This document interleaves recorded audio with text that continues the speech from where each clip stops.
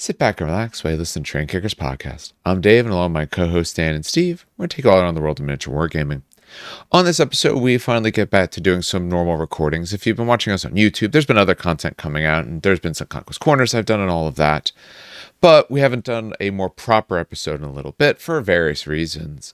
But we're getting back to that now. Now, I don't know if this one will be as long as some of the others, but that's absolutely fine. We will still probably talk for quite a bit of time.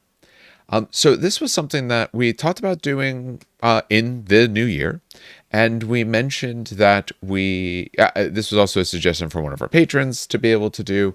We went through and we did a review again, sort of discussing the different Primarchs and all of that, and where we actually put them now that we both play the game more, we understand it better, and it's been out for a while, so we can kind of look at it in a better perspective.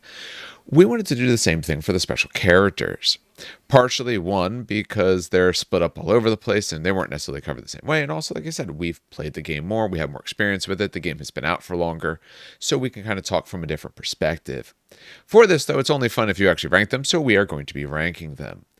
For anyone who's listening instead of watching, the ranking, we are going to rank them on essentially a 5-spot listing. The ranks are that they are too much for casual, so these are the very, very good and all. You should let your opponent know is the next ranking. So good, but not absolutely amazing. Why not for an event? A lot of events, especially ones in our areas, kind of go with the no special characters because some characters are crazy. These ones aren't. Love the fluff. So, hey, you like about the character, who they're supposed to be, all of that, but the rules leave something to be desired. And the lowest ranking is that needs the Emperor's Mercy.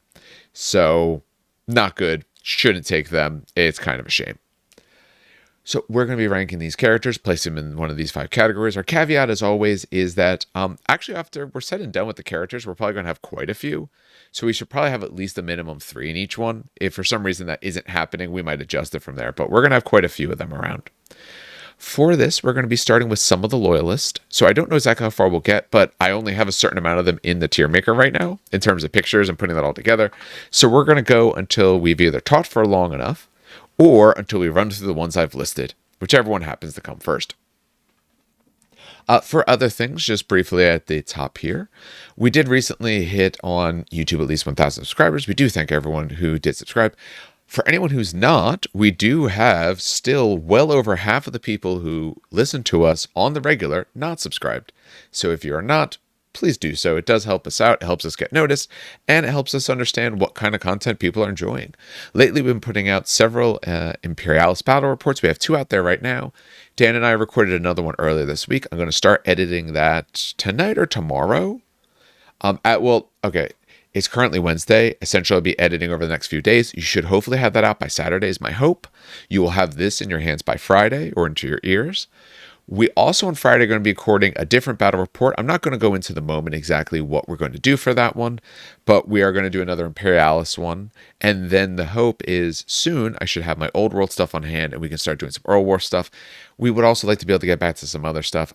There is an event on Saturday. Might try to go to that and see if I can record stuff. I don't know if I'll be able to. If not, especially for Imperialis, some more stuff. More people will have their stuff done soon.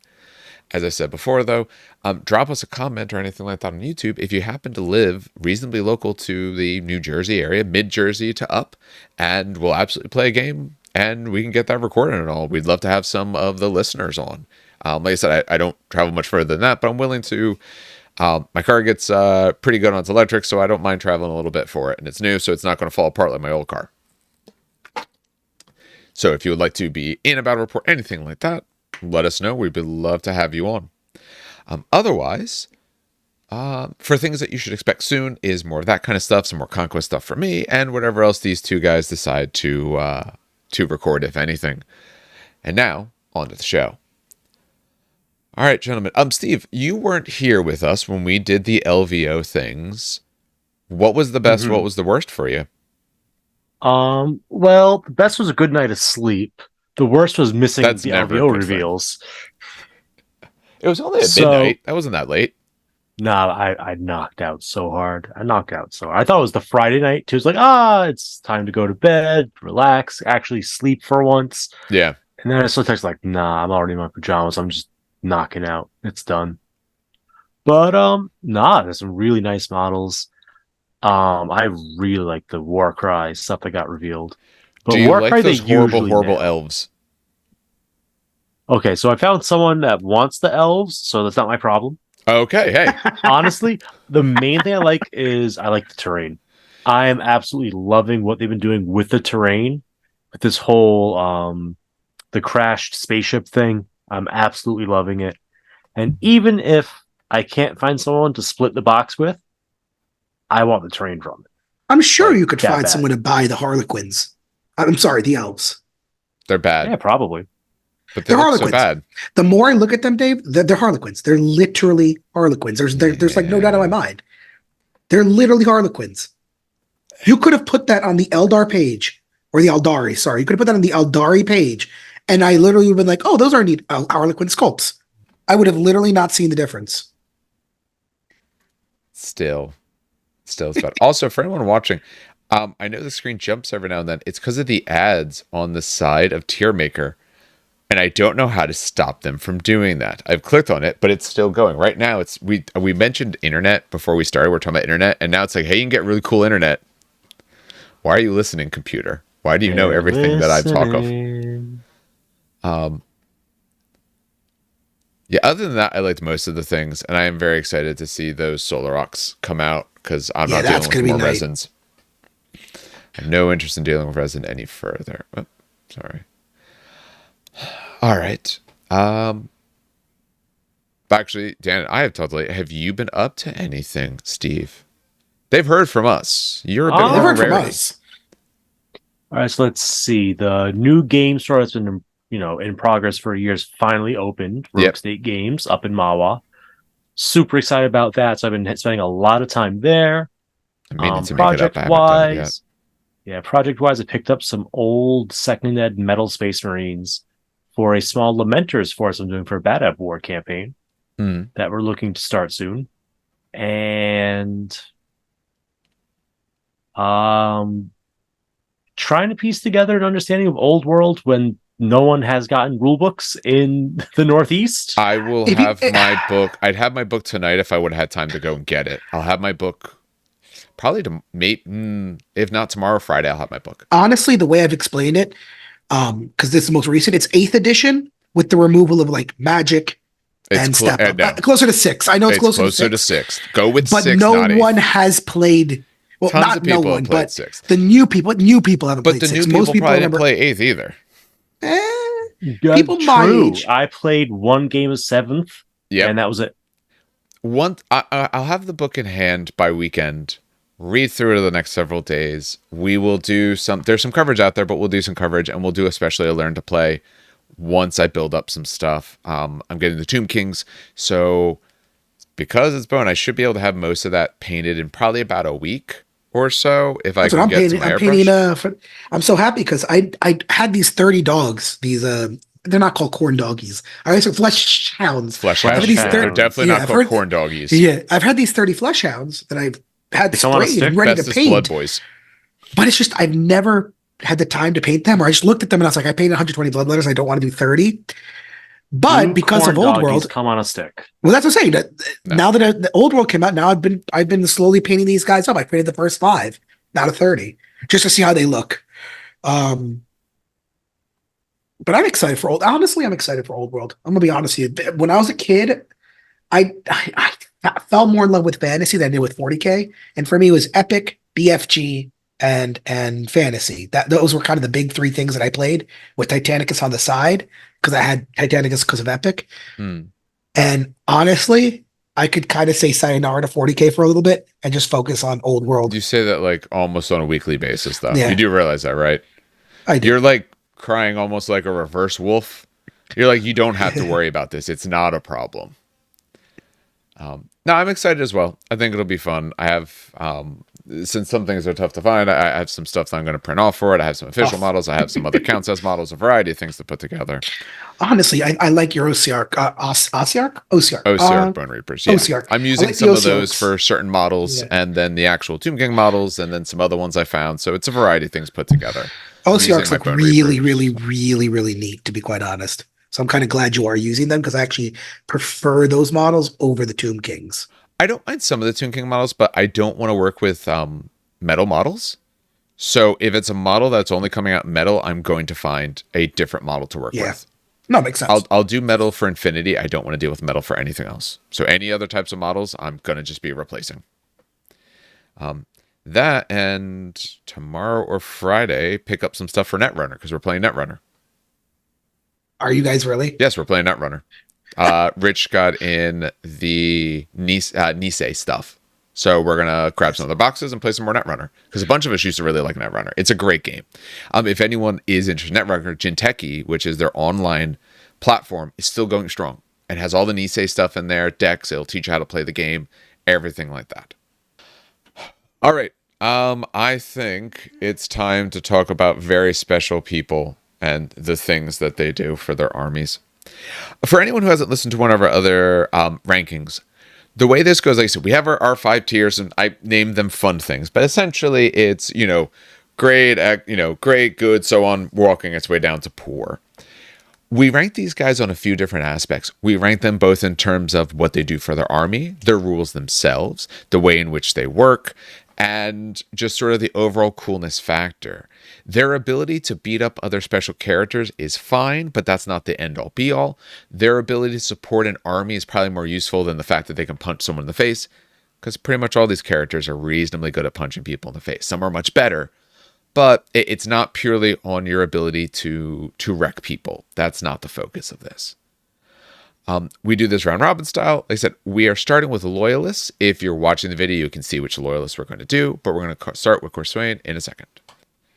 I'm glad it worked. Yep. All right. For some reason, it's better now. I don't know why it's better, but gift, horse, mouth, all of that. So we'll be starting with Dark Angels, and Corswain is the first one listed. Now for this, we are also going to be going through any ones in the legacies or any of those other documents as well. We're going to go through it in the order essentially that I have things listed.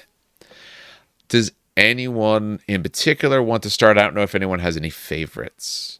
Corswain, because I actually do like Corswain. He's actually really neat. Well, I'll talk about him. All right. Why do I feel like there's supposed to be another Dark Angels special character? There's though? 4. Oh, Marduk. Marduk is another cool guy. Marduk Sedras. All right, yeah. So Corswain, 200 points. We're looking at movement 7, which is going to be common amongst pretty much everyone. Yes. Weapon skill 7. That's going to be a lot of change. So weapon skill 7 is pretty high. That's skill 5. Primarch for some of these Primarchs. Yes. Ballistic skill 5. Who cares? Strength 4, toughness 4, 4 wounds, which is again higher. No, Cataphracti Praetor. No, force higher. Force higher. Okay. Cataphracti usually gets you to like 3. Oh, okay. Initiative 5, attacks 4, leadership. Okay, so he is Deathwing, so he has a sword. Little spoiler, he has a sword, so he's gonna get that +1 to hit with a sword. He's got his bolter pistol, his bolter, the blade. Just awesome. He's got armor of the forest and mantle of the champion, frag and crack grenades. He does automatically get Marshal of the Crown warlord trait, which I'll get to in a moment. He's also Master of the Legion, independent character, relentless. He does get precision strikes 4 up. So if he's not in a challenge, he does get to choose who he hits. Marshal of the Crown. If I click on this, does it bring it to? No, it does not. That's his warlord trait. Oh, the fact that it gives you that? No, yeah. No, the document we have is not. It doesn't do it. All right. See if you could look up Marshal of the Crown while I talk about his other stuff. So the blade is +2 strength. So he's swinging at strength 6, which is going to wound basically most everything on a 2 until you start hitting like custodians, mech, but only really the big robots. All right. So Marshal of the Crown. Try to think. All right, go ahead. Yeah. You select one hexagrammaton unit subtype, all units including at least one model with that corresponding unit subtype, and at least one model within line of sight of this warlord get +1 leadership to a maximum of 10. Oh, nice.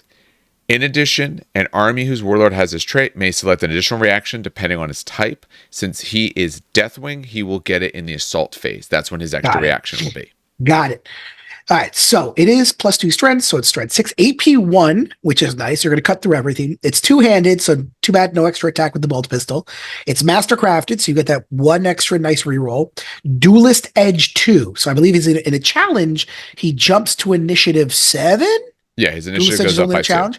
Yes. So if he's in a challenge, he's initiative 7, and Murderous Strike 4 up. So, and again, it does say that the blade gets +1 to hit because he's Deathwing. Yes. He's also got the Armor of Forest and the Mantle of Champion, which is a 2-up, 4-up, but it's 2-up, 3-up invulnerable in close combat. Yep. So honestly, I like this dude a lot.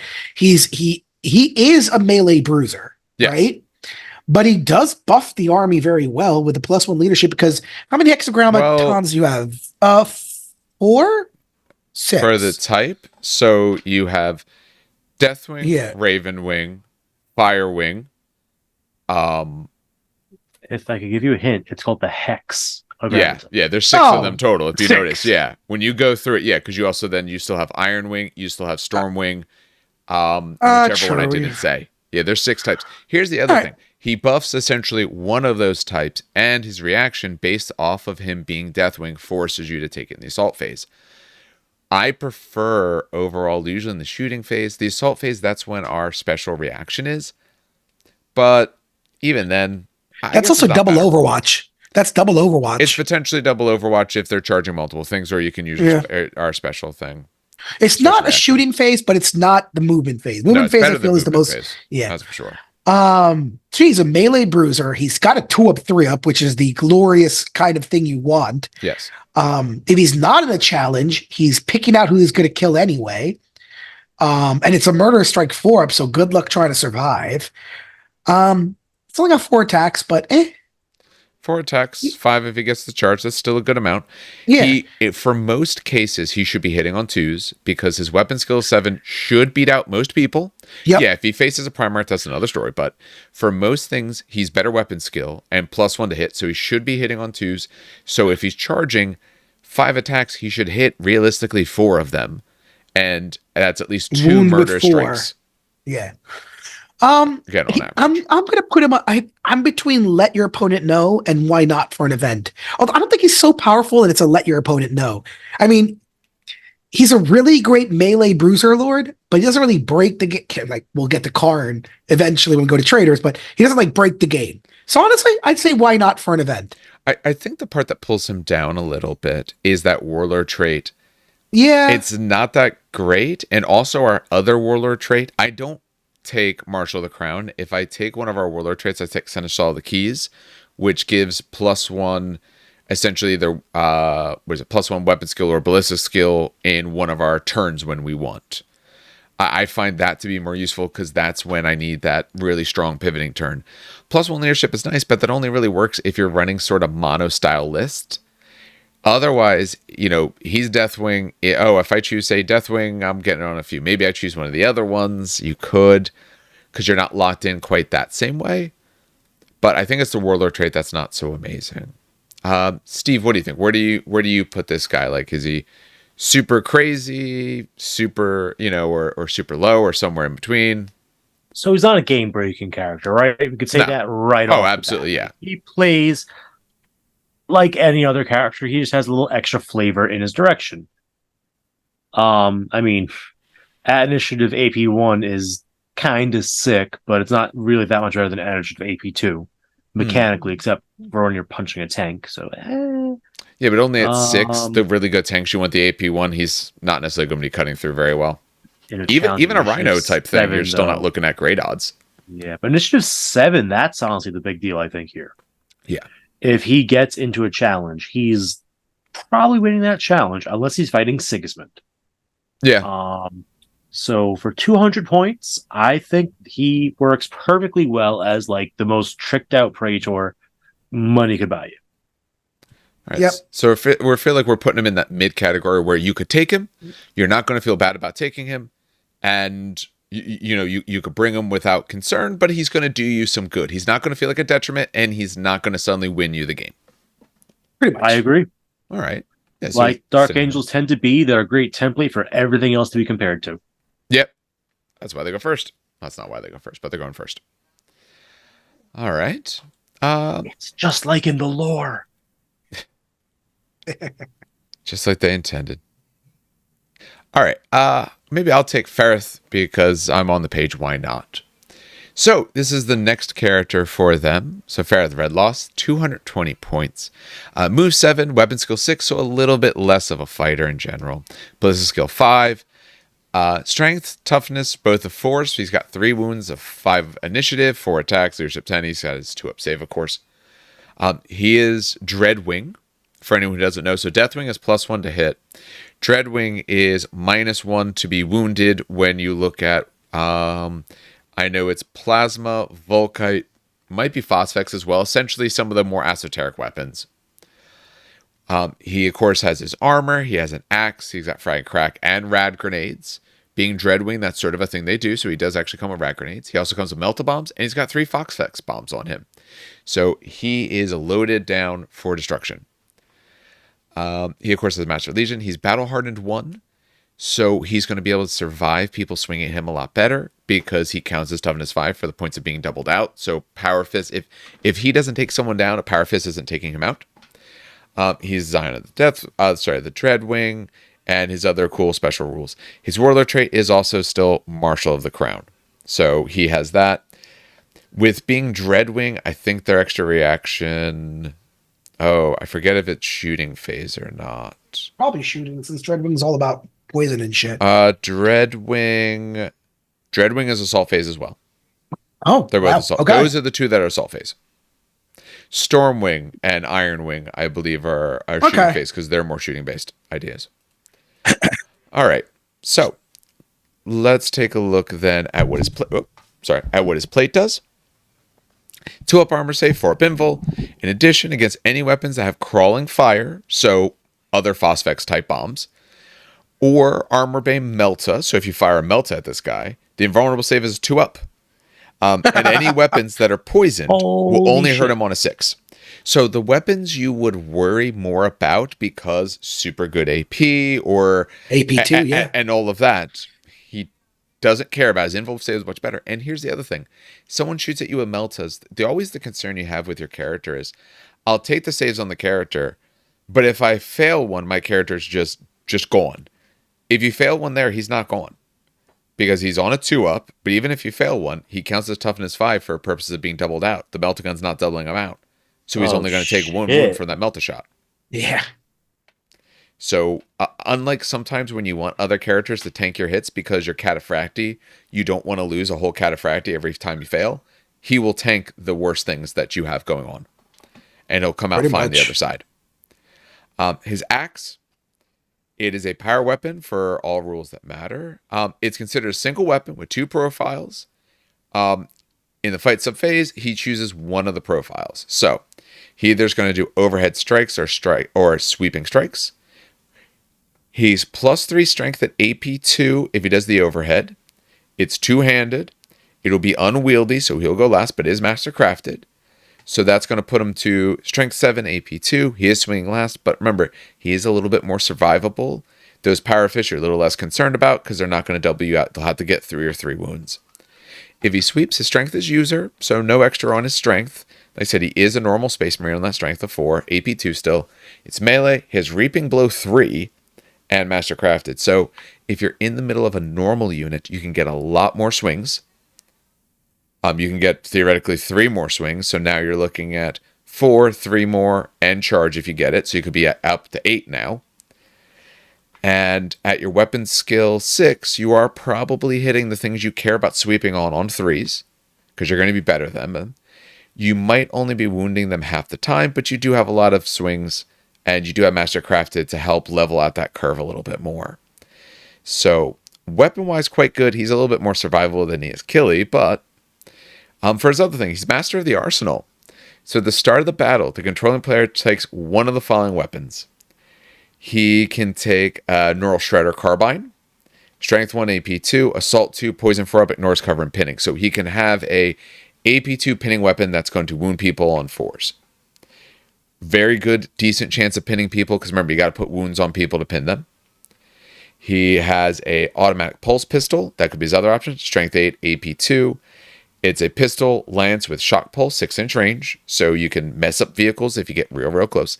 This guy's essentially a quartermaster. That's why he has this. He overlooks the armory. Remember, shock pulse affects pretty much every tank in the game. Yes. So you could actually shock pulse a Fellblade if you wanted to. Yep, that's great. Or is a shard bolt pistol, 12-inch range, strength 4, AP5, pistol 4, rending on a 6, moon silver. If it's a demon or a psyker, the wounds are 2 wounds each, and they will spill over. If you don't know what you're fighting, never bring that. That's garbage. Yeah. The carbine I like because I like the ability to potentially pin someone. Or if you're worried about vehicles, although if you're getting close to the vehicle, the problem is you shoot the vehicle, and if he's in the unit, now the unit has to go at the vehicle. He's not, I guess the strength 7, AP2, so he's not terrible versus a vehicle, but that's not necessarily exactly. Seven, I mean, you could also AP2 multi-charge. Oh, and he does have multiple. What were the special rules on him again? On the gun? Oh, on the gun? On that particular gun, it's Lance and Shock Pulse. Strength 8, AP2. Does Shock Pulse affect Dreadnoughts and Automata? I'm trying to remember. Good. I could check it up right now. I know it affects tanks. I don't, and does it affect knights? I know it doesn't affect Titans because Titans have Titans have rules that ignore all your waves to affect them. That's essentially what Titans have. But so Dan's going to look that up. I have it already. Some Dreadnought tech. I'm just waiting for. So Shock Pulse. Any vehicle, Dreadnought, or Automata, that suffers a penetrating hit or unsaved wound from this weapon, may only snap fire. So yes, it does affect Dreadnoughts or Automata. Okay. Make some snap fire, which does snap fire affect melee? No, right? No, snap fire is shooting. This would be. The problem is the thing you'd really want to fire it at on a like a contemptor, like they got a double last cannon contemptor. He's just going to shoot back at you when you fire at him with this weapon. That's the problem. It's not that it's bad. If they've already used up their reactions, fire at their contemptor, assuming you're going to go charging into that contemptor, or if you want to multi-charge. His Phosphex bomb, or you might not be shooting that most of the time because you could just be throwing Phosphex bombs at people. That's true. That's the other thing. You do have 3 of them, so you're going to be throwing some of those bombs out because you don't care if it's close to you at all, or if you get in the way of it, because you have a 2-up invul save versus it, because it has the crawling fire special rule. So you're going to be throwing Phosphex bombs at people. Remember, actually, I forgot. Keep in mind you have rad grenades. Rad grenades work on charges, either direction. So that first round of combat. He's going to be strength 7 if he wants to, so he will be able to insta-kill. He will be doubling out a normal Space Marine, and if you Dreadnoughts on 3s, yes, he'll be getting Dreadnoughts on that. Because it lowers their toughness. For his sweeping strike, he would then be sweeping strike wounding on 3s instead, because the things will probably be toughness 3. So with sweeping strike, it's a lot better because now you have that reaping blow. You got all those extra swings. You are going to be essentially hitting probably on 3s, wounding on 3s with 3 extra attacks. If you did the charge, you're now looking at 8 attacks on this. You're going to do a lot of good. This is also especially good if you're with a squad, say more of like he's Dreadwing, so maybe it makes a little more sense with a Dreadwing type squad. He does not have any rules that would keep him from going with other squads. I know a lot of like Dreadwing type stuff will have. What's the rule that keeps you characters from going in the other units? That they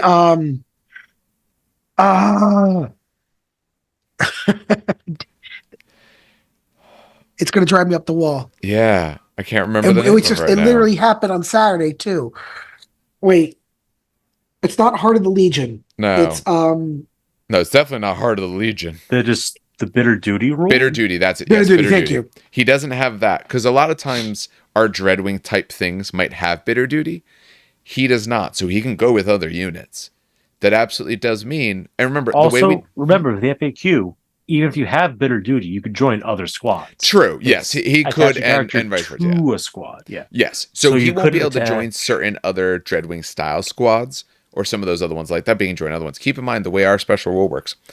If you have a mixture in the unit, if he's Dreadwing and the unit is something else, on the start of your turn, you choose which of the two to do. So if they have things that you need the Dreadwing rule for, use it. If they're not carrying Volkites and all those sorts of things, swap out to what the rest of the unit is. So where do we put this guy? I hate, honestly, and I know you want to space him out, but he's we have also to space probably things just out sooner or later. You can't. Everything cannot sit in the middle. Oh, I know, but he's also probably why not for an event. Although I do love the fluff, to be honest. Remember, See, we I love the call it fluff is that, but lower. that's essentially C. It's A, B, C, D, Yeah. E, or I hate F. that that's He C might be half a because step up. And I now think he he's did a little not. better. Yeah, he is a little Yeah. better. I absolutely do think he is. Did he get updated to count as a console type, or no? Oh, I don't know. that's actually, I will pull up the So, FAQ. Funny enough, we'll I'm on pause Warhammer and community find right out. now. All right, so we looked up. He counts as a siege breaker, Legion siege breaker for Consularis upgrade purposes. We said the particular rights of war don't care about that, but that does let him bring certain types of, what was it, phosphex with the, mortars you said? Yeah. Yeah, so it does let him do that at least. I would put him in the let your opponent know. Again, it's A, B, C, D, and F. I named them fun things to give them a name. But in reality, I would put him in that B level, that let your opponent sort of know. Because I do think he's better in general. I think he does quite a bit. And again, we call it that. It doesn't mean you truly necessarily have to. I think it was just a clever way to put it. But I do think he does quite a bit more for your army. I would say he has the same warlord trait, which still isn't really doing me necessarily that much good. I don't feel, at least. However, what he does, the fact he has rag grenades, I instantly put you better when you have rag grenades because all of my units perform better with rag grenades. Yes. Even if you put them with some Terminators, Rag grenades now are my amazing. Terminators are doubling out a lot of things in this game if they weren't before. There's some toughness 5 stuff out there. Now it's within striking distance to take out quickly. His 7 now is within striking distance to take out the multi-wound models at toughness 4 and all of that. So, and you have that option of at the start of the battle, you pick the weapon. Realize that his Master of the Arsenal, it's start of battle, not list build. So you get to see what your opponent is. So if your opponent is demons and all, take the Shard Bolt pistol. Oh, they got tons of vehicles? Take the Pulse pistol. Otherwise, the Neural Shredder. You do get to know what it is first, and knowing that is both half the battle and very useful. Apparently no one else here likes G.I. Joe. You guys didn't have childhoods? Never watched G.I. Joe. Okay, so I did a little bit of reading, and technically you can't take Phosphex with him because Phosphex is technically part of the Siegebreaker war gear. Oh, for the quads and such. Okay. Got it. Okay. That said, still rule fine. of cool, I think you should get it. Well, he also still comes with the bomb, so at the end of the day, he at least still has them himself. Still works. Might not be quite as good, but that's okay. But yeah, I'd put him at that B tier. I think he's definitely quite good. I don't think he's too much for play. That top category is this special character. Ooh, that might be over the top unless your opponent is ready for it. I think your opponent will still have a fine game if this guy's there, but he's going to have to worry about him. Yeah. All right. That puts Steve to Holguin. Holguin, that's PDF, isn't it? That is PDF. Do you have the PDF ready, or I got to pause this thing? I do not. You do not. We'll be right back. All right. Steve has the right documents in front of him, so now he can talk about Holguin. All right, so Holguin, for 150 points, we're getting essentially a Cataphracti armor Praetor, because he's got Master Legion, all that good stuff. He's got weapon skill, ballistic skill, strength, all that as you'd expect. 4 wounds, 4 attacks. It's a pretty standard Praetor stat line he's rocking. He's locked in to be Deathwing. And he is, honestly, special rules-wise, not much is going on there. For his Warlord trait, he's got Marshal of the Crown as well, so he's getting that leadership buff to one of the wings, as long as they have sight to him. A lot of restrictions there, but it is what it is. Yeah. He's got the Deathbringer's Aegis, which grants a 2-up armor, 4-up invul, and Feel No Pain 5-up. Feel No Pain is nice, but you have to be taking the wounds on him specifically. So it's a dangerous spot to find yourself in, for sure. Then we got the Viridian Blade as his weapon. Gives him 2 bonus strength at AP 2 at initiative with 2-handed, Mastercraft, and Reaping Blow 2. We don't care about the 2-handed because we're in Terminator armor. Our offhand weapon is a Volkite, so we weren't getting an extra attack anyway. But that Reaping Blow 2 is nice because it's going to put us up to 6 attacks in a lot of situations. 7 on the charge. Yeah. That feel no pain, though, is really only going to help you if he's either by himself or if he's in a challenge, and then the reaping blow isn't helping you. Yeah. Now, he is for cheaper. 150 points. Yeah. For 150 points, I do think he's a solid value for points because a Cataphractii Praetor is basically 120 to start. Yeah. Once you kit him out, it's pretty much the same points. And the generic guy is not getting Feel No Pain 5-up. So I think this guy is completely playable. Like, I'd field him if I had him. Like, I love Holguin. I'm going to field him. Go for it. It's not going to hurt you. It's not going to help you either. But it's not going to hurt you. So it sounds to me, I could be wrong, it sounds to me in our system, is essentially our fancy A, B, C, D, F. Sounds like you're putting him in that D tier, sort of like you love the fluff, like he's a cool character, but like he's not making or breaking your list. He's more of there. He's just a dude you sub in, yeah. Honestly, the big advantage with this guy is that extra pip of strength, so that he's instant deathing mortals. Yeah. Wounding dreadnoughts on 5s. Which you will start seeing humans soon because Solar Arcs are going to be coming out in plastics. Oh, yeah. And getting master crafted on a Cataphractii character. Now, keep in mind, he's going to be losing that, compared to a Paragon Blade, he's going to be losing the Murder Strike. Well, here's the thing. Not even the Paragon Blade, because Paragon Blades are usually expensive. The big thing for us, let me go into Dark Games. I'm trying to remember the cost. I'm sure this list, most of my lists have this. Yes. Which will be with some of those pluses and all of that anyway. Where's, let's see, did I put it on him? And then you could take the better Warlord trait, or a different Warlord trait, or just a Warlord trait that's not garbage. For 145, you get a Cataphractii Praetor, base weapon, like I put a combi bolt or whatever, that doesn't matter, but you do get a Tyrannic Greatsword at that level. So you can kind of get almost the same out in some ways a little better. So stat wise would be identical, though the weapon skill 6, the strength toughness 4, the 4 wounds, all of that. So your stats there are identical. You have the 4 Invul save, which is fine. You don't have the Feel No Pain. So currently, he's paying 5 more points. He got some Feel No Pain.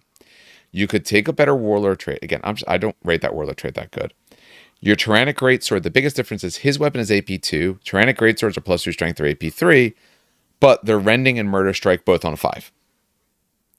So it's sort of a side grade. This weapon is, oddly enough, it's better when you're not worried about doubling things out as much, because at least you're cutting through the armor. But the other one can be better in a lot of ways. That the Murder Strike and being AP2 on the 5s means any 5-ups are just very likely going to take people down. Here, he's going to have to nickel and dime people a little bit more. Oh yeah, for sure. Yeah, he's probably better than the overall Praetor, but he's not so crazy much better. And if you wanted to get by a little cheaper, you still could. So I'm fine with putting him in that. You sort of love the fluff. I'll say that level kind of means you can take him, you won't feel bad. Like you can take him. I mean, look, for 5 points, you're getting the better gun, so that's basically for free. For free, basically, you're getting a side graded sword that's going to be master crafted, which is worth 5 to 10 points. Yeah, and a Feel No Pain that you wouldn't have access to otherwise. So yeah, yeah, it's the sort of thing. Can't complain. No, it's the sort of thing like it. If you took him, to me, it's like you can just show up with him. You'll have fun. There's no concern, but he's not going to make or break anything for you. And again, you could make plenty of arguments not to take him. Where some of the other ones, the other two, I think you'd make arguments. It would be tough to make the good argument not to take one of those if you want to or can, or if you have them. Him, I can make an argument not to take the guy. I could get by cheaper. Yeah, I don't get quite as many rules. Or if I don't put the extra Tyrannic Greatsword on the guy, I can get by even cheaper. I could save myself enough points to do something else with. So, all right. Marduk. Yep, that will put it to Marduk Sedras.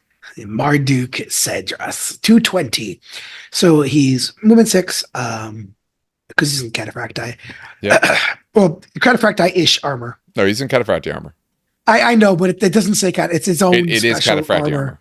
Yeah. If you look at him, it's Cataphractii armor. Yeah.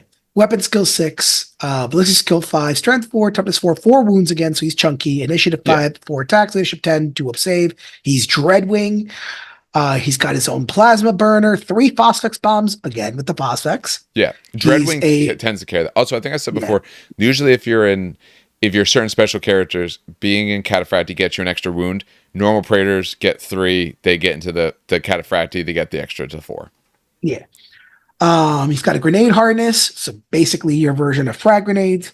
He's got Regalia, the Shattered Scepter, special weapon, Death of Worlds, which is another thing. Yes, sword. Yeah, Death of Worlds is a sword. One of the coolest fluff pieces, I will point out. I will not read the whole fluff, but I'll put it somewhere. Yeah. Master Legion, independent character, relentless, Ancient of War, and he's got his Warlord trait. So his Warlord trait is a mouthful. So basically, if he's the Warlord, then a unit of Inner Circle Cenobium Knights would be selected as the same HQ choice. This is his retinue squad. Must be deployed with Marduk Sedras as part of the unit, and Marduk Sedras may not voluntarily leave the retinue squad during play. Yep, makes him a retinue. Oh, it's just retinue. So he could take an inner. Is it? I mean, they become his retinue, and he can't take a different retinue instead. Okay, and he gets an extra assault phase reaction. Yeah. So I guess this unlocks. Yeah, Cenobium are not naturally a retinue choice. Okay, he's allowed to take them as a retinue. That's pretty cool. Then I like it. Not the strongest Warlord trait, but definitely unique. It's in some ways almost better than the other because you can now take this unit in a different spot that you wanted. You might want them as a retinue, and the other one, I don't feel. And it frees up a spot. It frees up. I'm assuming they're elite. Yes, they're elite. Yeah, so it frees up an elite slot. Take more dreadnoughts. Ancient of War. At the start of the battle, after deployment, but before the first turn has begun, the controlling player may select a single faction from the allies in the Age of Darkness table, including either agents of the Emperor, War Master, blah blah blah blah. Marduk Sedras are any friendly units with the Legion of Stardust Dark Angels special rule that have at least one model within 6 inches of Marduk Sedras, or a model with the transport subtype on which he is embarked. So if you're in a Spartan, you get your fat ass bigger AoE. That's what you do with this guy. When all models are deployed, gain the preferred enemy choose faction special rule. So he essentially gives out an AoE preferred enemy. It's better than that. Here's why it's better. You only have to start in that bubble, and then you have it for the game. It's not an ongoing bubble. Wait. Read the second to last sentence. Read the rest of the sentence. For all models in that unit for the duration of the battle. For the duration of the battle, they gain it. So you put him in a Spartan, or you could put him in a Land Raider Proteus if you're saving points. Put him in a Mastodon. Otherwise, you put him in a Spartan. Put him in a Mastodon. As long as some part of units are within 6 inches of him, because it's at least one model. As long as someone starts within 6 inches, you get preferred enemy of the thing of your choice, which is going to be what your opponent is related to their main faction. So you pick that. Now you have tons of models with that preferred enemy. If you care enough, you could make it where maybe you're not going to be able to get your whole army in, or maybe that's a bad idea because of templates. Hold on. But you could absolutely get your like heavier weapons and stuff like that. What is the largest transport a Marine can take? You're going to go silly here? We're going to put him in a Mastodon? Hell yeah. Mastodon meta right here. The Mastodon is actually viable. And you can hide your whole damn army behind it to start with as well, so no one can see them to shoot them. Oh my God, you put him in a Thunderhawk? Oh no, but wait. Can you start with Thunderhawk on the table? You can't. Okay. No. We're good. No, you put him in like a Spartan. No, you're going to run tons of points. But you could run him with some Cenobium, which is like 275 in a big old chunky Spartan. Spartan is chunky. Yeah, there's tons of your list, but you're going to have preferred enemy on almost everything in your army. And everything that needs it, I should say. Yeah. His armor, the Regalia, gives him a 2-up, 4-up, but in addition, it allows him to pass automatically any dangerous terrain tests. That's fine. Who cares? Who cares? 2-up, 4-up. His sword. So just for fluff reasons, I'm not gonna read the whole thing, but his sword is literally made of fragments of other stuff. Essentially, every time he destroys something, or he destroys a sword. No, it's also from like Dead Worlds. So he actually takes metal from Dead Worlds and sears them onto his blade, which is just. That's so damn cool. So anyway, it gives him +5 strength. So he's strength 9, Yep. AP 2. It is unwieldy, two-handed, Curse of the Dead World. Invulnerable saves and what that means is that invulnerable saves taken on hits inflicted with this are at -1 to a minimum of 6. Yep. So, for example, if you're hit with a 4-up hit and you have a 4-up invulnerable, it actually goes up to a 5-up invulnerable. Yeah. So he's a very good chance of killing what he hits. Yeah. At strength 9, he's doubling out most things. Again, Yep. Assuming normal Marine profiles and stuff like that, he's doubling out most, and whatever your invul save that was saving you before is one worse. Yep. Absolutely savage. He's Yes. gonna be in probably the let your opponent know. Probably been too much casual. He might be the top. He also has yeah. a plasma burner is his weapon. It's a template weapon, strength 6, AB4. It's assault 1, but it's breaching on a 4-up. So essentially, he has a plasma flame template, flamer template. Yeah, I'm gonna put him in too much casual. Highest level. And it's honestly that AoE preferred enemy. God damn. Yep. I mean, I'm lying about I'm kind of joking about the Mastodon, but I actually, out of curiosity, because Google knows all, right? What like what the is actual the size measurement of the Mastodon? of a Spartan. Of a Spartan. No. Oh, Spartan? I was joking with the those, stupid Mastodon. No, actually, I think I got Spartan in my car and one downstairs. Not a Spartan race. Jesus Christ. I guess Warhammer. I don't want the 71 tons. Jesus Christ. 19 by 12 by 8 centimeters. So 19 is the length. So what is 19 centimeters? So 1 inch is 2.54 centimeters. Oh, what the That's you wanted to know the answer. That is the answer. I do the math. God damn it. Because you're hopped up on too Google. much freedom over here in America. And you can't convert things. It's about seven and a half inches. 7.5 inches. Yeah, 7.5 inches. Yeah. So 7.5 inches plus what? Your 6-inch AoE.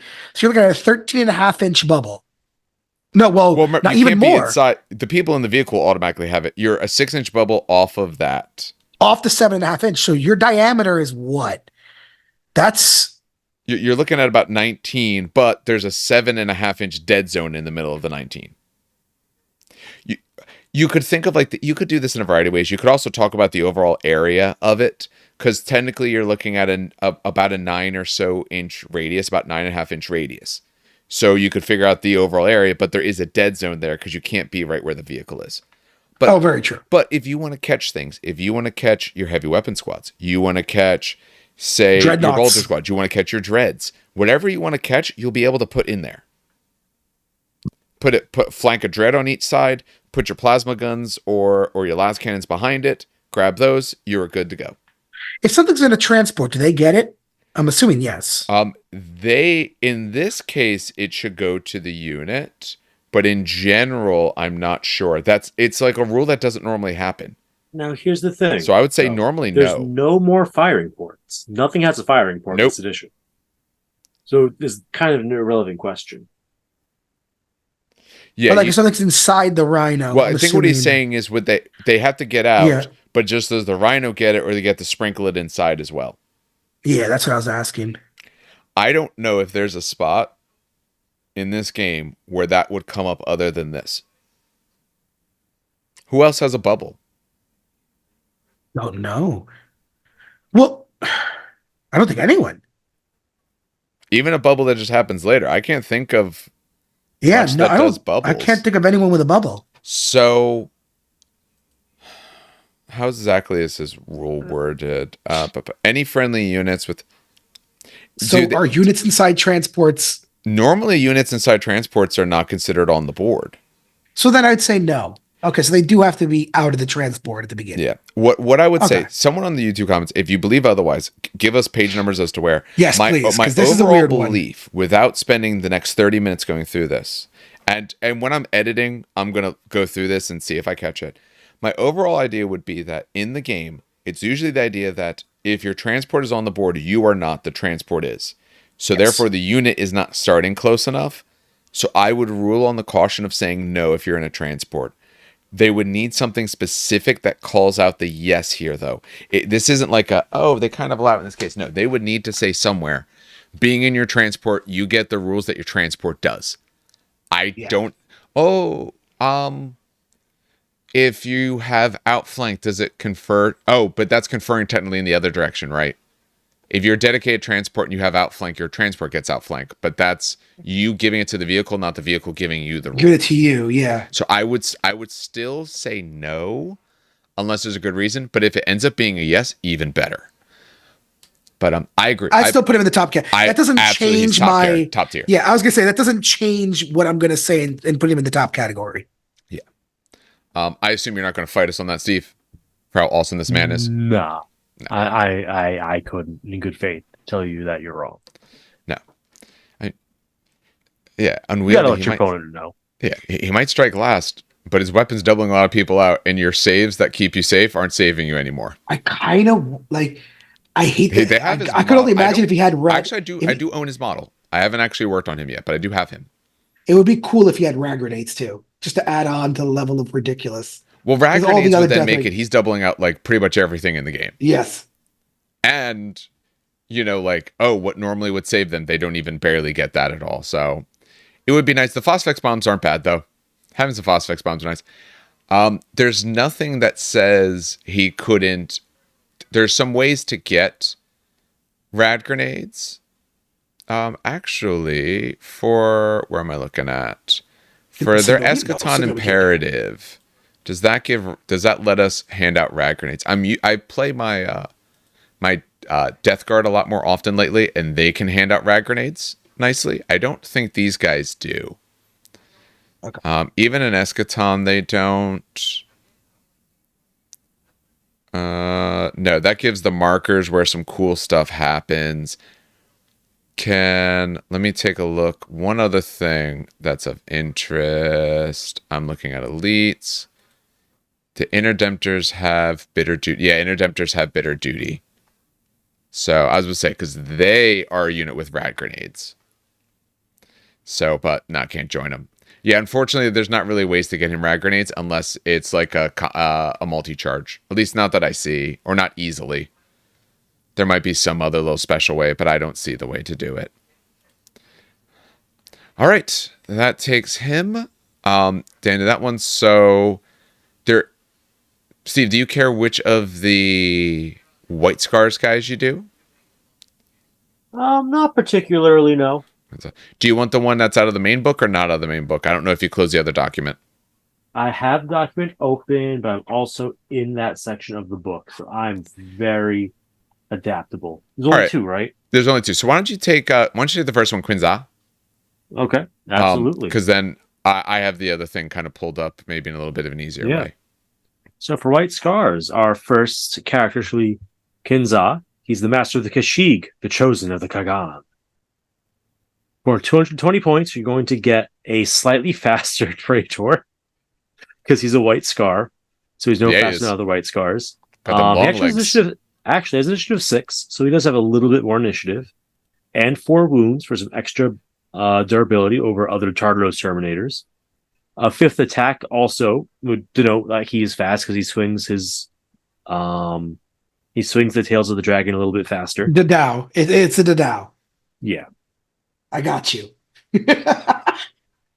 Oh wow, that's a lot of rules. Okay, so we got Tartaros armor, Iron Hail, so he'll have the 4-up save instead of a 5-up save because he's better than that. He has a grenade harness, so he's not charging into combat and getting slowed down by terrain because that would be terrible. Master Legion counterattack 2, so if you get charged, you're getting 2 attacks, which is insane. Furious Charge 1, so you're getting up to strength 5, really strength 8 or strength 6, which we'll find out on the turn you charge into combat. Mm-hmm. We got Bulky, Relentless Stubborn, Master of the Kashyyyk, and a special Warlord trait, Chosen of the Kagan. So, this Warlord trait, you get to just pick a unit, like you're in from reserves now. No need to roll. And you get an extra Assault Phase reaction. For Master of Kashyyyk, you can give your Terminator command squads power glaives for 5 points, which they don't normally have access to, because remember, command squads, while they all take challenges, are not characters for special weapon choosing purposes. And then his weapons are the Tails of the Dragon. It's got 2 different ways you could attack. You can split the mountain or part the horse's mane. Splitting the Mountain puts you at strength +3, AP2, unwieldy, and mastercrafted. So you'll be hitting at strength 7, 8 on the charge, so you're instant deathing people. But your initiative 1, so it's like having a power fist almost. And the other option is to go part of the horse's mane. +1 strength, AP2, melee, precision strikes 3 up, mastercrafted. So essentially, instead of getting the murderous strike on Paragon Blade, you are instead getting precision strikes on it. On a 3 up, which is pretty awesome. It's pretty much almost all of them. Yeah. What he's going to do, really. The bonus attack for having 2 swords is included in the profile, which is why he has 5 attacks instead of 4. The one thing with the Master of the Keshik is that it's when he's leading a Legion Tartaros command squad that they get it, unfortunately. He has to take it as a command squad, and he has to be in part of it. I mean, as long as, it's his command squad. Yes. Although, I mean, aren't the Ebon Keshig already Tartaros? Like, does it? Here's a weird question. I know it says Tartaros when he's leading. No, it. it's The Legion Ebon Tartaros. No. Legion Tartaros is the actual name of the General Tartaros. Got it's it. So not it people. The distinction would be if it was in Tartaros armor. It's not Tartaros armor. It's Legion Tartaros. Got it. Okay. Good. Yep. Yeah. So what do you think of this fast man? He breaks anything. He's just really cool. He's not folding game rules in half. No. He's not. Auto reserves is nice. It's one nice, auto reserve. He's not folding in half though, and it's once per battle. And you normally get him on really a 3. Big deal. It's not like reserves are. Don't get me wrong. We've all had games where we roll poorly for our reserves, but you're getting 1 automatic when it's normally a 3 up for all the rest of it. That's a gain, but it's not a huge gain. Where do you want this guy on our listing here? 1 pip above perfectly average because he has the versatility of how he attacks, which I do think is significant to note, but mainly that reserves thing.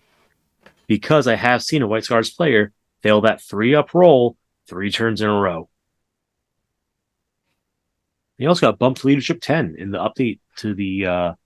Sorry, I'm looking at the wrong character. He's already leadership 10. I got ahead of myself. Glanced at the laptop, saw the PDF, and that's pink. That changed. Different character. But he is cool. He's worth running. Over a regular guy, he's worth running. So are you putting him in the Corswain? Like, yeah, you can take him an event. Very very middle of the road. You're not going to feel bad for taking him, but you could take him in to play anyone, or you're going to put him like, nah, you should kind of like let your opponent know he's a bit better. You could take him and play anyone. I think. I agree. You are paying points for his ability. Yes, because we figured that the Terminator Praetor with Paragon Blade is like 150-ish points, right? Yeah. In that sort of range, pretty close to that at least. You're paying 70 points for all those other buffs. I think it's worth. I think you're paying for it for sure. Yes. But it's definitely a unique ability, so you're very happy to have it. So I think he's something you're totally fine just showing up to the table with, like, you're cool with characters? Okay, cool. Here's my guy. Don't stress about it. Just know I get to bring in reserves once per game when I want. Yeah, he feels like to me like you take him in a Tartaros command squad, you put them in like a Proteus. These guy moves up, he can hit the spot where you want. He makes sure that if I'm doing this, White Scars is an army that can take a lot of reserves, but this might be a case of the reason you only want like 1 big unit in reserve, because then you can just guarantee when you want. Instead of rolling, can you choose to keep them out or have it remain in reserve for that turn? Once per battle. Conquest? For him it is. He has flank. He gives flank to another unit. But no, you can choose to make it stay in reserve if you want. But you can only kind of do it once. So, I mean, not that you'd want to keep them out longer, but if you want to like turn 3 a unit, you could have him, but then it's no guarantee it even comes in the turn 3 because you do have to roll then. Yeah. But there are times you definitely don't want things to turn up. Like if your opponent has a ton of augury scanners, and you have not put in the house rules to limit it to 3 augury scanners. House rules. Your flank assault will fail if Yeah. they turn around and they blast you with 20 sun killers with plasma cannons. Well, that's just mean. They shouldn't be taking 20 sun killers. I mean, they're paying for it, but yeah, no. You're paying for it in the loss of your army. Yeah, You're I'm not fine with him as wrong. being very middle of the road because to me, I'm not super thrilled with him. I do like the things he does, but I personally wouldn't run him. So if someone's running him, I'll never look at him and be like, oh man, it's bad that you ran him, or like, oh, I should have known. Like, no, it's fine. You want to run this guy. You want to pay the extra points. You paid tons of extra points to get your one unit to come in when you like. That's fine. You were probably going to get him anyway when you wanted. Blood Angels do it with the right of war. It's fine. Yeah, I agree. All right, we got one more White Scar guy. Solomon Khan. He's 180 points, so he's out of the legacies. We're taking a look at this guy. He's got that extra move because he is White Scar. He's weapon skill 6. He's got ballista skill and strength of 5, so he is stronger in general. Toughness of 4. He's got his 3 wounds, his 5 initiative. He's got 4 attacks. His leadership is 9. He's not nearly as brave as some of these other people have been on a 2-up save. He has a combi melta, so essentially a one-shot melta. He's got a bolt pistol, tesson, frag, crack grenades. He's got an iron halo and artifice armor, so he's a 2-up, 4-up. He has relentless. That's fine. And his other special rules are either the standard ones or are going to relate to his special war gear that he has.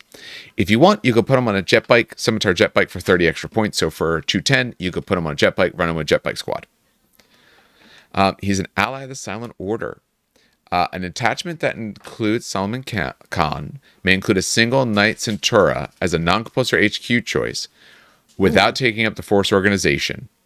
A Raptura cadre may be taken as a retinue for that Centura. Sisters of Silence included in this army are treated as sworn brothers. So you get the highest level of battle brothers, essentially. So you can bring a sister and a Raptura cadre for her to hang out with. So that's really neat. Yeah. Because I could talk about that. But Talk about it. So first of all, that's the Knight Centaur that reduces your weapon skill down to 1 if she touches you on a 2-up. Ooh. So she's like an excellent duelist, if you will. And then her squad all has you could take them really cheap with execution. They all have 2 wounds, but you could take them really cheap with execution blades. But the big thing is they can all take like command squad weapons, so you can arm them all with power axes or pretty much anything you kind of want. But again, the big thing is now you can put him in an assault vehicle, the Acquisitor. I always forget the name. The Charon. It's called the Charon. Roll that up. It's an assault transport. It's a hover vehicle. It moves very fast, and you get it basically with the army. And they're sworn brothers, so they don't really kind of affect each other. No. The other thing is he is a master of the Legion, but he's not assigned a warlord trait. So you do get choices now, which is rare. We've seen a lot of these guys usually get it assigned. He is not. Master of Legions lets you take the rights of war, but he could be your warlord, and he wasn't assigned a special trait. Most of these guys have been assigned warlord traits. His Asan, it's a power weapon. It is strength 10, AP 2. It's melee. It's unwieldy. It's brutal 2. It's a specialist weapon, Reaping Blow 1, and Hammerhand. Hammerhand is that during any fight sub-phase, Khan's controlling player may choose to have him make a single attack initiative step 10 with a profile. This is effectively their sort of lance. That's in essence what this piece is here. It's a strength 12, AP 2, melee, but brutal 3. The lance are a little bit different, but it's that sort of idea. He gets no bonus for charging or anything else. So he could, instead of his, with a profile, instead of attacking normal, so he can either do his normal attacks, which would be 4 attacks, 5 on the charge. He has a bolt pistol and his weapon specialist, so it doesn't help you, but essentially 5 attacks on the charge at strength 10 AP 2. He'll go at the end, but it is brutal 2 with that Reaping Blow. Or you can go right at the top with 1 swing at strength 12 AP 2 brutal 3. So if you have one thing to kill, You can do that. If you got a bunch of stuff to kill, I'll swing later with my strength 10 AP2 weapon.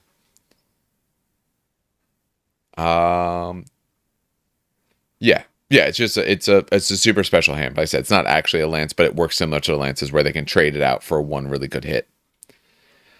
You're paying 180 points for this guy. He might actually be good on a jet bike with which unit is it that he wants to go? The Golden Keshig. Are they the ones? I'm talking about the units on the jet bikes. Yeah, the Golden Keshig. That's their specialized. That's their special White Scar unit. It's the Golden Keshig one. Yeah, because those are the guys with their power lances. That's what it was. Yes, it's the Kantos power lance, strength 10, AP 1, ungainly. Ungainly just means the one swing. They essentially have the rule that way instead. But it has lance, it's brutal 3, sudden strike 4. So essentially they go very early because of the sudden strike part. He goes early because it puts him straight to 10. But either way, those two together, that's not a bad way to do it, because now I've faced that unit before. Depending on what you are getting hit with, especially if it's like a Contemptor, if you have that sort of unit, they can absolutely take a Contemptor down. But if you don't take enough of the Golden Keshik, you could be a little bit of a disadvantage, because if the hits don't go perfect, it's not auto hits and stuff like that. It's just a power weapon. So, yeah, gains a bonus to attack for charging on special rules. Yeah. There's no auto hit, so there's a chance you don't roll right. There's always a chance you roll a 1 on the to wound. This guy in that unit is absolutely going to be buffing them up. And if you don't want to put him in that unit, he is still good otherwise. He's good in other units. Or if you don't need to go early, you can unwieldy at strength 10 AP2. You're doubling out most stuff in this game. Stuff that can be doubled out. And with Brutal 2, gives you 2 shots to double each of those things out. You're going against Custodes, great weapon against Custodes. Going against anything in amazing Space Marine weapon armor, against Custodes. Great against anything in Space Marine armor, because Brutal 2 is it's really rough sometimes when someone has a 4 Binvol save, and you're like, hi, double you out. I rolled my 4. Well, now you got to roll 2 times. So now there's a much better chance that you're going to fail. Oh, God. And Custodes have a 6-up. Unless you're going against their Terminators, Custodes have a 6-up invulnerable. Yeah. So you're insta-killing. Yeah. You're insta-killing Header on guard. Oh, absolutely. Or if, like I said, or if you're going against something Cataphractii armor, now you're actually very likely to take it down, because now it's rolling twice for each save. There's a really good chance they're going to fail one out of those two, because they need both of them. Essentially on those dice, it's only 25% chance that you make both. So if you're making them roll 2 dice 75% of the time, you're going to take it down. I like this guy better than the other one. I also like his ability to bring in a sister unit. I think that's a cool little extra piece. It's both nice and fluffy for who he is, but it's also a nice addition because of what they can do. And if he's your warlord, you get to pick your trait. You can pick the trait that you actually think is good. You're not kind of forced in. You're not given a warlord trait, and you're not forced into one. It's been a little bit since I've looked at the warlord traits, so I'm looking at them again. Born in the Saddle is not bad if you're putting them on a vehicle, if you're really on a jet bike, because you're really trying to go with that. The Warlord and all the models that have cavalry ignore difficult terrain, and they got 4 Binvol against wounds inflicted by failed dangerous terrain. Hey, you could take that. You can take that one if you want. Or if you're Loyalist or Traitor, you have your own special ones that are locked. I would probably put this guy in that B level that let your opponent know. Yeah. I think he's better than the other one for sure. I think he does more. Again, that level isn't necessarily that like your opponent has to know, but I could see this guy, if you don't know some of the stuff he does, being like, wait, he does what? Wait, his weapon does what? Like, yep. That let your opponent know isn't necessarily that you have to let them know before you come to the table, but it's like, I need to explain to you what this guy's about to do. Because otherwise, oh, he hasn't gone yet? No. Well, his weapon's going to double everything out that you swing at, kind of thing. So I put him there. I think you kind of have to know what you're about to face. And it doesn't sound like I'm getting any fights on that. So no, I absolutely concur. Yeah. He's quite good. His picture, I think, is actually from the card game on the phone. I grabbed their pictures from either models or other spots. I think that's actually what his picture's from. I do play that game. It's actually pretty fun. I haven't played it in a little while, but they did a normal 40k one as well. They started with the Heresy one, then they did a normal 40k one. All right. that finishes the White Scars. That puts us on to Space Wolves. We'll probably do Space Wolves, and then we'll see the time. That might be where we end is with Space Wolves.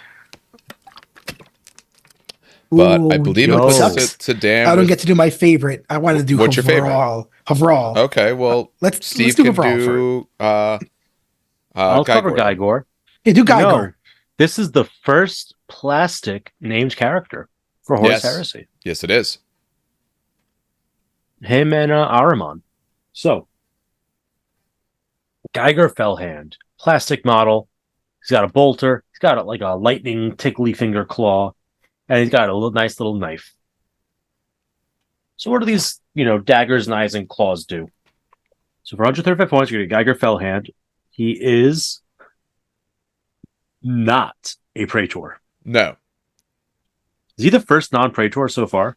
Yes. Of the ones we've talked about, yes. Stat-wise, yeah, he's the first one who hasn't really met those stats. So he's only weapon skill 5. He does have the 3rd wound though, but he's only had 3 attacks. So he's and leadership 9. So he's definitely not Praetor level stats. He is Captain plus a wound. Yeah, he's chunky Centurion. Basically. Yep. He's got a bolt pistol, bolter, the Fell-Hand, frag, crack, refractor field, artificer armor.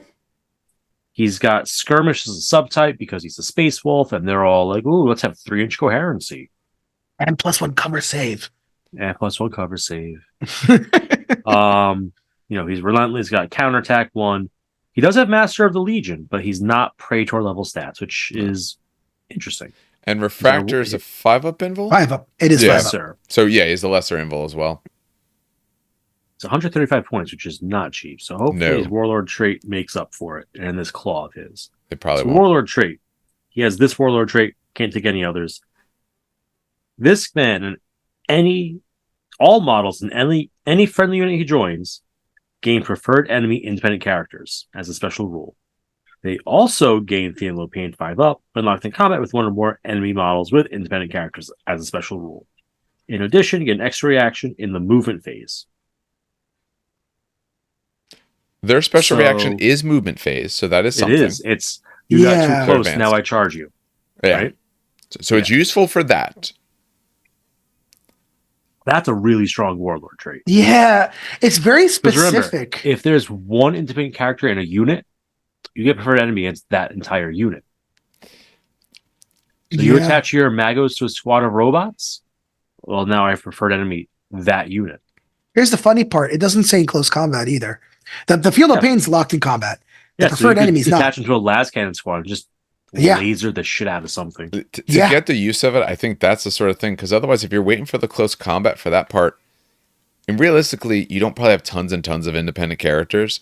So if I can target them, like I said, with las cannon squads, that's meaningful. If I got to go hunt you down in close combat, that's tougher to do. If you have to fit independent characters, Space Wolves can run and charge. Yes, they can reach much better getting to combat. Yes, they can definitely reach much better, but there might be some of my lists. I run 2 independent characters and they're both in the same squad. That's it. So that one squad you get your rule against. You get against nothing else in my army. I do think it's very hit and miss depending on what your opponent has. So you're saying you almost don't want the command squad for him, or if you do, give them combi meltas so they re-roll those ones. Yeah, if I want to make close combat, I do want something like that. Otherwise, like I said, he could start with a cool, heavy unit, plink something down, and then go run off. Or just protect them, make sure nothing happens to them. Remember correctly, you can't leave and join in the same turn, right? So we'll be sitting out there in the wind for a minute. Well, I thought you could. That'd be crazy if you couldn't. You can't come in and out of a transport in the same turn, but I'm pretty sure you can leave and come back into a different unit. That'd be awful if you couldn't. But again, now that you say it, now I'm much more unsure of myself. Yeah. I felt real confident until you're like, can you do that? I'm like, maybe. I know in some editions you couldn't, others I'm not sure. So I remember back in last edition, you left in the beginning of the movement and you joined at the end of the movement. That sounds made up.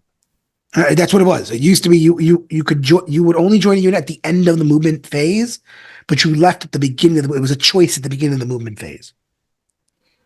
It would be under independent characters. While you talk about it, Dan is going Yeah. to look, and I will try to help. Okay, so yeah. Last we have the Fell-Hand, his weapon. It's a lightning claw, but you're gaining a strength, and it's master crafted, and runs on a 5 instead of a 6, and does Reaping Blow 1. So it's a super duper lightning claw. And it's not a specialist weapon. It is not. So you do get Ooh, 4 attacks. So he'll have 4 attacks, 6 with the Reaping Blow, 7 on the charge. Wait. If No, this, no. 4 attacks, 5 attacks with Reaping Blow. sorry, Wait, 6 attacks. Yeah, 6 attacks on the did charge. I added twice. Wait, Oops. I was like, wait, what? That's a really bad habit I have of adding things twice. Like I did the thing, and then I'm like, all right, now I have to do the thing. It's not intentional. I'm not trying to cheat. I just am not. No, you're good. You're good. The mental addition. Like I said, I'm looking at this guy and it's like, okay, he's not melee boss. He's not, tank boss. He does buff the unit he's in. You put him in a group of honestly, put him in a group of Volkite. That'd be hilarious too. But he's not like auto take. For me, I don't know, Steve. What are you thinking? He's not auto take. I don't know if he's great value for the points. He's not For 135, you get preferred enemy to something. That's how I'm looking at it. Is it worth 135?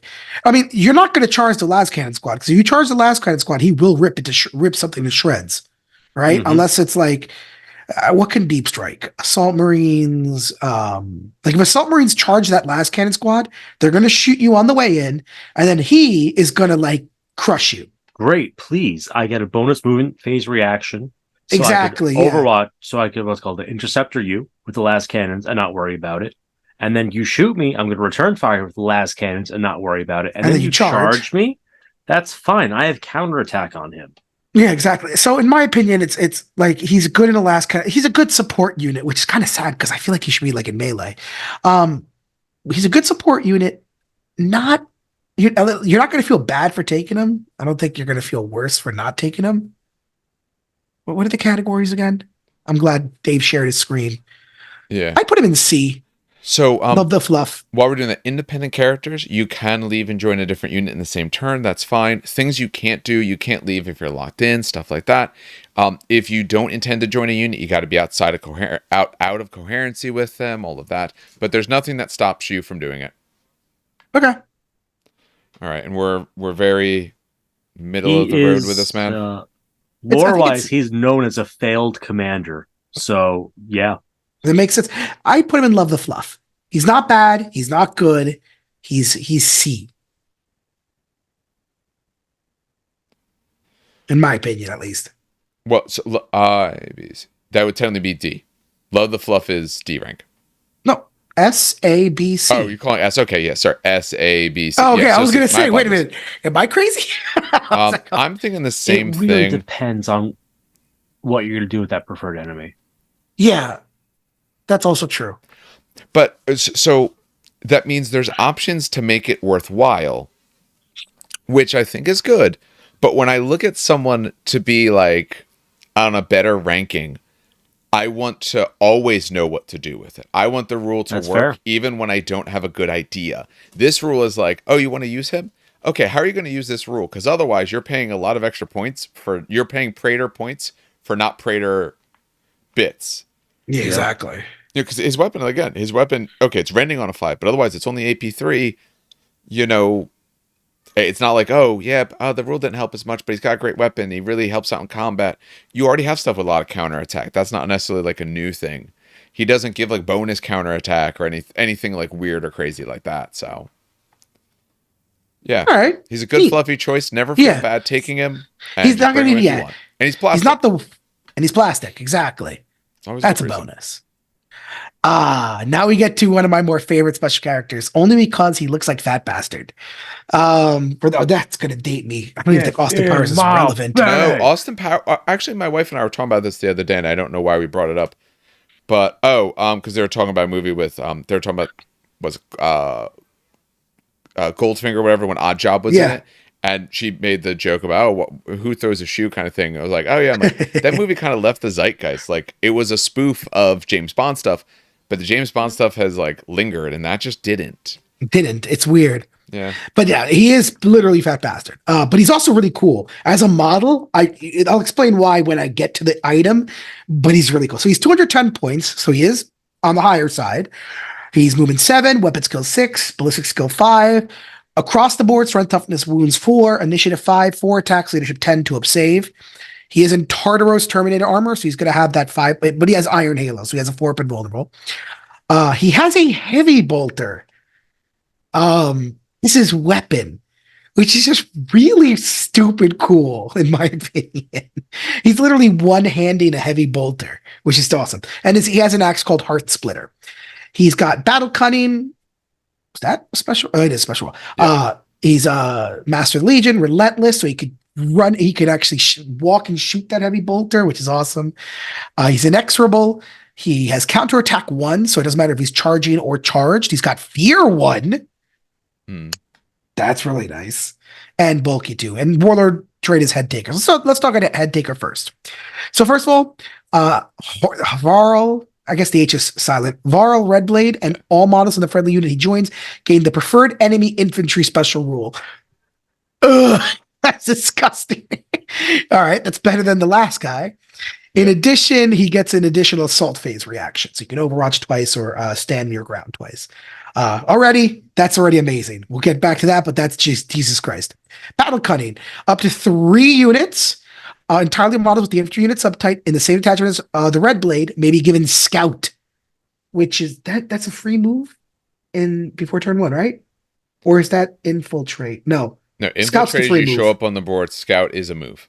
Is the free move. Okay, yes. So again, beautiful. Hearth Splitter is his axe. It is strength +2, so it's hitting at strength 6, AP 2, melee, armor bane. So it's an at initiative AP2 axe at strength 6 with armor bane. Which means you do have some potential onto vehicles. And dreadnoughts. You get to reroll against dreadnoughts. Yes. And it's still tough on dreadnoughts because you still need 5s, but... 5s, but still 5 attacks. I would still try to steer clear of them with this guy, yes. But it means if they hit you, you can at least do something. I like this guy a lot. He's like his warlord trait. He's a lot better. He's more expensive. He's like 80 more points, but he's a lot better. He's worth it. First of all, he gives the unit preferred enemy infantry. So I don't care what unit you put him in, it's gonna hurt. Put him in the what the hell are the wolf units called? The Terminators? No, the ones that attack on death. Deathsworn? Deathsworn. Can he join? Oh, can he join Deathswarm? Or do they have like a weird special rule? I'm looking at their stuff. Yeah, look up their stuff. Nope, cannot be joined by independent characters. There it is. They have that Speaker of the Dead or Caster of Runes. There it is. Okay, so don't join him. Put him in the Varagear. No, also the Varagear also have counterattack. That's hilarious. Jesus Christ. They also have Lord's Banes. They can actually attack. Accept challenges for him. Yeah, no. So first of all, his warlord trait's amazing because most everything is infantry in the game, unless you're going against like a dreadnought heavy list or a tank heavy list. But most everything is infantry, right? Battle Cunning, he could choose 3 units for Scout. So it seems like not a lot, but starting 7 or sometimes 8, or maybe you have an assault squad. It's a lot 12 inches when you can run and charge. Yeah, that's big. That's and it's 3 units too. And then his axe is actually good. You're striking at initiative 5 with 5 attacks, whether you charge or don't charge, who gives a damn, right? 5 attacks, you're going to be hitting probably on 4s if it's no, because it's weapon skill 6. So unless you're in the he's in a squad that accepts challenges for him. So you're hitting on 3s out of 5 attacks, wounding on 2s. At initiative 5, so probably before all the other power fists get to go. He's got a heavy bolter, sure. That's just cool. I like the fact that he has a heavy bolter. He's really, really good. So I pulled up Scout because I don't use it. I want to make sure we have this right and we don't. So after both sides are deployed, including infiltrators, but before the first player has taken their turn, a unit contains at least 1 model with a special rule can choose to redeploy. If it's infantry, artillery, dreadnought, or automata, each model can be redeployed anywhere entirely within 6 inches. So it's not their move. It It's is a 6. 6 in this case, because we're talking about infantry. Got it. Okay, However, okay. that's 6 inches. You're a move 7 unit. Now you're at 13. You got to run. There's another force. Now you're at 17. And now you're talking about potentially charging, 'Cause you can which run and is charge. your extra 2d6. So reliably, we'll call that extra 7. You can reliably, on average dice, if you are lined up across from an opponent, you make the charge on them half the time. Yep. If you happen to be going second and they move forward at all, they're 100% in your charge range. Yep. So, and if you happen to be a little bit faster for any reason, or if you just happen to roll a little bit better, you can easily hit people that are on the line. And again, that aura of fear 1 on a Yeah. 40 mil base, that's really nice. Yeah. Or even I like 'em. a nice part of Scout is, let's face it, sometimes the terrain that you want to be at is outside of your deployment zone. Yep. So, I want to get behind this. I want to be in that ruins, whatever it may be. Notice it's a 6-inch redeploy. It's not a move. So you don't have to worry about ruins slowing you down or anything like that. Just go pop right into the terrain piece that you want, Yep. if that's what you want to be. I'm going to put him too much on casual. I was going to put him let your opponent know, but the more I talk about preferred enemy and the more I talk about scout, and I do like his weapon again at initiative strength 6, AP 2 with armor bane. Armor bane is what? Roll 2d6 on vehicles? Yeah, 2D. Yeah, So- 2D6. And reroll versus dreadnoughts on Dreadnoughts. Yes. That one we brought, and automata as well. And automata's tough to 6 now. So Yeah. 2d6 on average is what, a 7? Yes. So that's armor 13. So he's glancing. He's It's mostly. a vehicle. You hit back armor. Oh, that's right. Unless it's a land raider, you're pretty much penning the damn thing. Yes. Yeah, damn. Okay. Yeah, some of the I'm other gonna put- characters only had 1 die, so it could spike a little bit more. With his Yeah. 2 dice, he's more reliable to be getting through things that aren't raiders. No, yeah, I'm putting him on too much for casual. All right. Steve, what do you think? I mean, we said preferred enemy and the main character is pretty decent and gave play to Mr. Geigor, Yeah. but preferred enemy infantry is even more wide. As long as you're not playing that one weird guy who only wants to play Imperial Knights, you're in a pretty good spot with that Warlord trait. Hey, that weird guy probably listens to this podcast. Does he? You know that weird Allegedly, guy. allegedly. I might. Yeah. Wait, what? We don't have anyone who plays with only knights. What? Or only dreadnoughts. That's true. But, Although, wait, no, but as a knights. community, Wait, we all wait. decided, including him, that all dreadnoughts is not a fun time. Yeah. But not the guy. We're talking about our friend Lou, who's awesome, by the way. He's a great dude. And have you ever seen his He page? is. Does he even have an Instagram? The man doesn't have an Instagram, does he? Oh, damn it, Lou. Does, but I don't know if he has anything. I'd love to shout his Instagram. I don't think he has one because he paints so goddamn beautifully. It pisses me off. Like I can't shout him out because he doesn't have an Instagram. He listens to us too, which is funny. But he has armigers, and armigers got fact to become dreadnoughts now. Yeah. So And- it works on them. It works on them. So honestly, he's scary. I like him. I'd definitely put him on too much for casual. Yeah, I'm fine with that. And again, let's be honest, putting them at that level doesn't mean you can never take them. Absolutely. In fun games, please take these people. That's just the way I put it if they're absolutely the tops. And this guy is. Yeah. Getting preferred enemy just on infantry, make that your target. And when the targets, if you need to instead, you can go against a vehicle. You have a decent shot at going against the vehicle as well. Your imps, 3 of your infantry units can have scouts, so now they can be much better positioned. He's buffing your army. He's doing a good job himself, and he does quite a bit. Fear is another big thing. That's not something a lot of Space Marines get. No, it is So not. causing fear is actually really, really big as well. And his other part of his warlord trait, getting the extra in the assault phase is good. Because again, getting it in the movement phase is nice, but your ability is like once per game, and then the movement phase not quite as important. Because you can run and charge, movement phase reactions aren't quite as much, I don't personally feel. But the assault phase, either being able to, shoot when people come into you, whatever is like that, I think that's actually really big. So yeah, I'm fine with putting him up there. I think he's super good. Hard agree.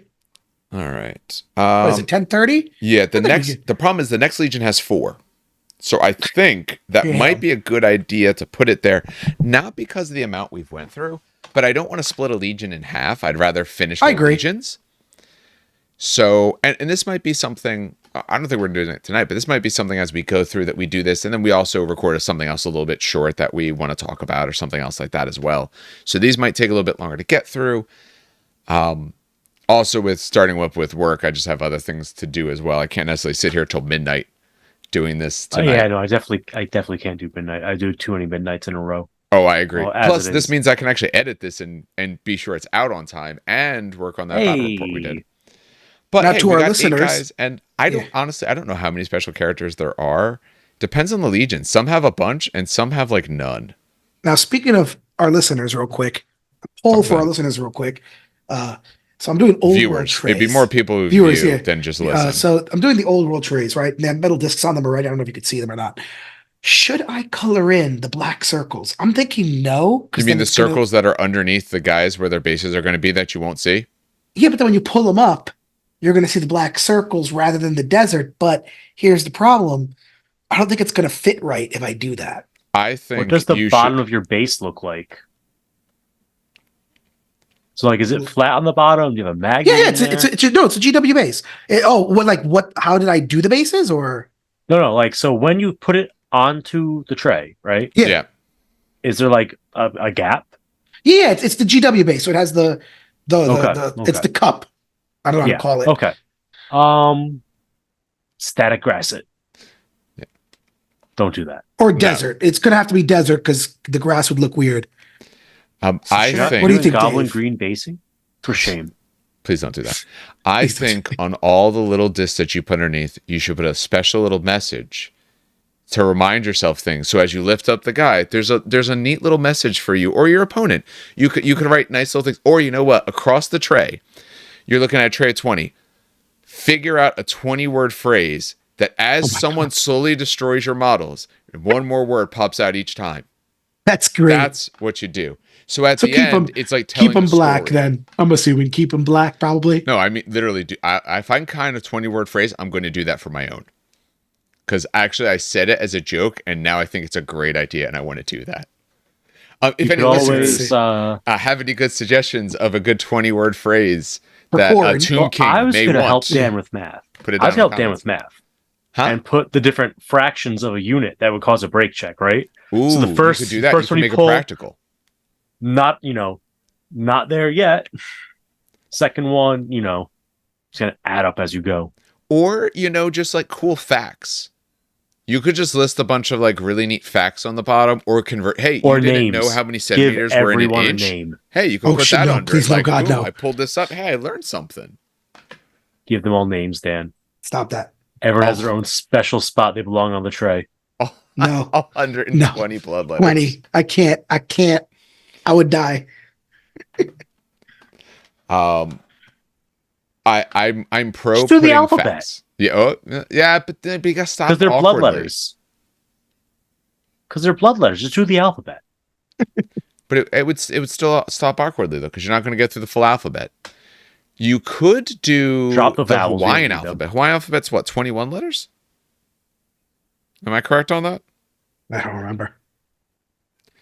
Yeah, Dan, just drop the vowels and go all consonants. Just do the alphabet. 13 letters. My apologies. Only 13. You could almost do it twice. All right, I'll figure this out. You come up with something neat. Put a neat little thing underneath. For the rest of the thing, I might not even do too much with my tray. The little corners. Edges, honestly, the corners I did. The corners I matched the bases. The desert, right? Yeah. The crackle terrain. I have to see so what I want. 5 wide, 4 deep. Yeah. Yeah, it's 20. Okay, so what you could do is you could put in a chaos star, or the corn symbol, like across the underside of the bases. So as they die, like the symbol. I'm checking something. Yeah, I'm checking that right now.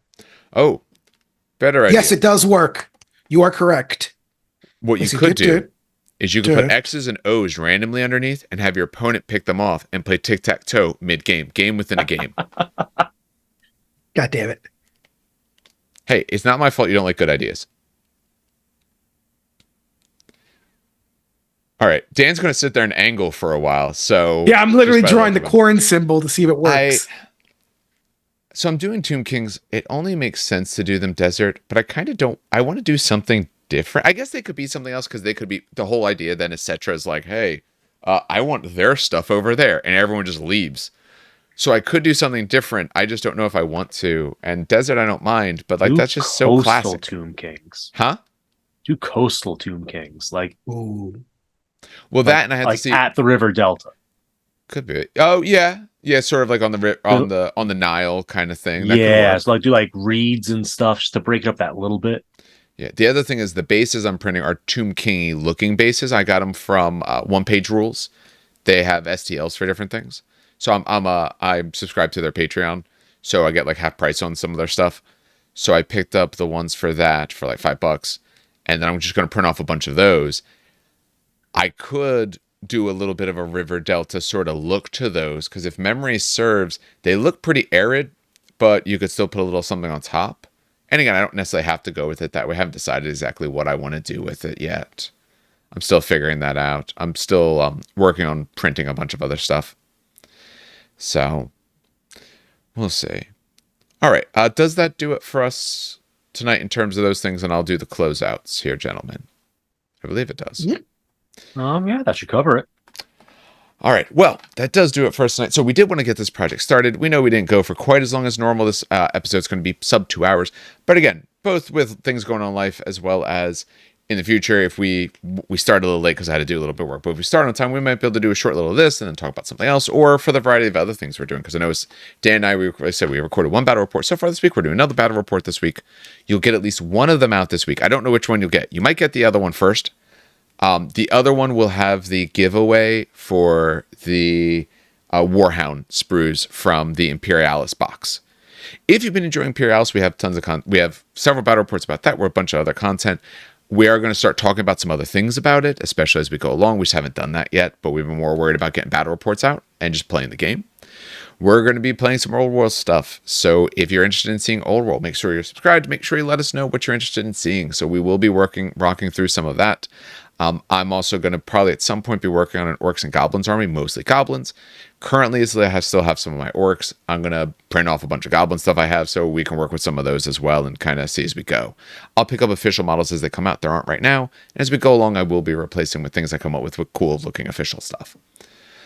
Let's see. Other things. There was something else I thought I was going to say, but of course I don't remember what it is anymore. So if you want to reach out to us, YouTube comments are always a great way to do it. We do try to look through those as best we can. You can always reach out through email as well, terrainkickersnj@gmail.com. We have a Facebook, we have a Discord, we have all those sorts of things. We try to be active on that kind of stuff as much as we can, or at least as time allows. Man, there was definitely something else I was going to say, and I did feel it was pretty important, but I no longer remember what it is. If you haven't subscribed to us, please do so. It really does help us out, especially as I say, over half the people who listen to us regularly don't. So it would really be nice. If you really enjoy the sorts of things we do and you want to see more of it or help us out in any way, we do have a Patreon as well. I try not to hype it too much. I don't really lock anything behind there. I might at some point start putting stuff there to release first and then release release those things here as well. But might do that just as a way to help, to give an extra advantage to those who do subscribe to us on Patreon. I would never lock anything that never comes out otherwise, but I might maybe with some of these things kind of put it there first if they want to be able to see it and then put it out in regular use, something like that maybe. We'll see.